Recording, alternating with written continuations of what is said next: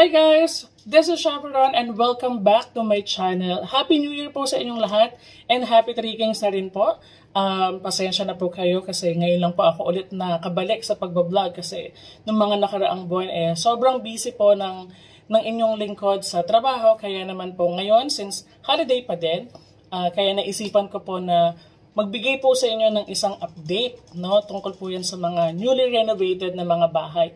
Dito po yan sa Camellia Homes. Kaya kung meron po kayong Ariel unit na located po sa Lisandra, this is a nice video, no? Ipapakita ko po sa inyo kung paano po na-renovate yung kanyang unit para magkaroon din po kayo ng idea very soon kung sakasakali po naisipan po ninyo na magpa-renovate ng inyo pong bahay. Kaya samahan niyo po ako at silipin po natin ang kanyang bahay. Alright, pasukin po natin. So, itong unit na to is Ariel Inner Unit. So, kung makita nyo po sa labas, meron na po tayong fence. May gate na po tayo. And then, pasok. Pasensya na po kahit may generator siya. Anyways, ito po, malinis na unit. Usually, yung pong sa Ariel, since inner unit, ito yung pinakamaliit na unit ng Lisandra. So, nandito po yung CR niya, pero ang ginawa po nila, pinush po nila dun sa bandang likuran. Kasi, kung mapapansin po ninyo, itong area na to, yan po yung pinaka-pader, yung pinaka-last na parte ng bahay. Tapos, in-extend niya yung pinaka-likuran. So, pagdating po dito, inurong po nila yung CR, kaya ito na po siya ngayon. Yan. Buksan po natin yung ilaw. Ay, wala pa palang ilaw. Ito po yung area ng kanyang CR. So, sakto lang din naman po yung kanyang toilet bowl. Nilipat po dito yung lababo. And then, ito na po yung part ng shower. Yan. And then, pagdating naman po dito sa kitchen, medyo mas maluwag na. Tapos, nagkaroon lang po siya ng bar dito. And then, ito po yung kanyang lababo. Meron po siyang stainless na, aluminum po na kitchen cabinet. And then, dito po siya maglalagay ng kalan. And then, probably dito po daw sa area na to, dito po ilalagay yung kanyang ref. Yan. Tapos, setback. Siyempre, ang setback natin, no? Usually po, ang allowed lang po talaga is 2 meters high. Since this is part ng fence. Tapos, meron po tayong gripo dyan para po sa washing machine. Yan.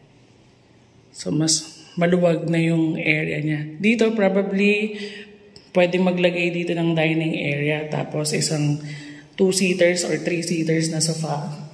At kapag medyo maliit kasi ang unit, no, usually, hindi talaga recommended maglagay ng L-shape na sofa kasi nagiging mas masikip yung area. Tapos ito, sa ilalim ng hagdanan, pwede siyang maglagay ng console para po pwedeng paglagyan ng TV. Pagdating po sa second floor, usually vinyl, pwede naman din po itong ipa-tiles. Wala naman po masyadong binago po dito. So yung pinakamalaking area ng room bandang nasa harapan, this is yung master's bedroom. And then dito, pwedeng isang single bed or pwedeng double deck, no, para medyo mas makapag-occupy ng 2 tao. Tapos isang maliit lang na side table. And then sa likuran ng pintuan, dito pwedeng ilagay yung cabinet na area.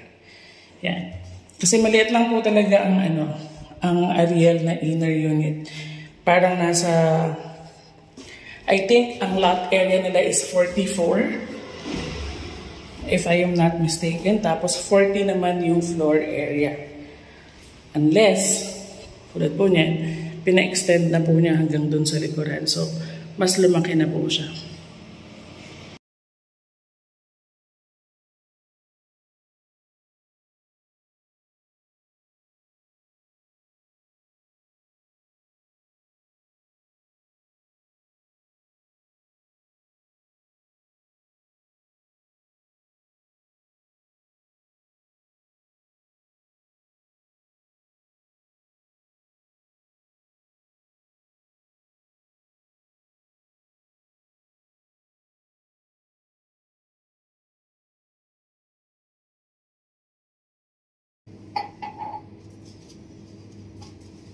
So yun, that's it. I hope na nakita po ninyo yung isang bagong renovated na Ariel unit. Kaya kung meron po kayong questions or comment or baka nakakuha po kayo ng unit dito po sa Camellia Homes, Pulong Buhangin, Santa Maria, Bulacan, mag-comment lang po kayo para po mapasyalan ko po yung unit po na nabili po ninyo. Baka po kasi kailangan nyo po rin magkaroon ng update para makita po ninyo ang inyong bahay. Or baka nakabili po kayo ng unit sa expansion, check din po natin yan para po ma-update din po kayo. So, I hope guys na natuwa po kayo sa video po natin. Kaya huwag niyo pong kalimutan na mag-like and of course mag-subscribe na rin po kayo sa aking channel para maging updated po kayo sa lahat po ng mga bagong updates at saka sa mga ideas po ng mga bahay. Dito po yan sa Camellia Homes, Pulong Buhangin, Santa Maria, Bulacan. God bless!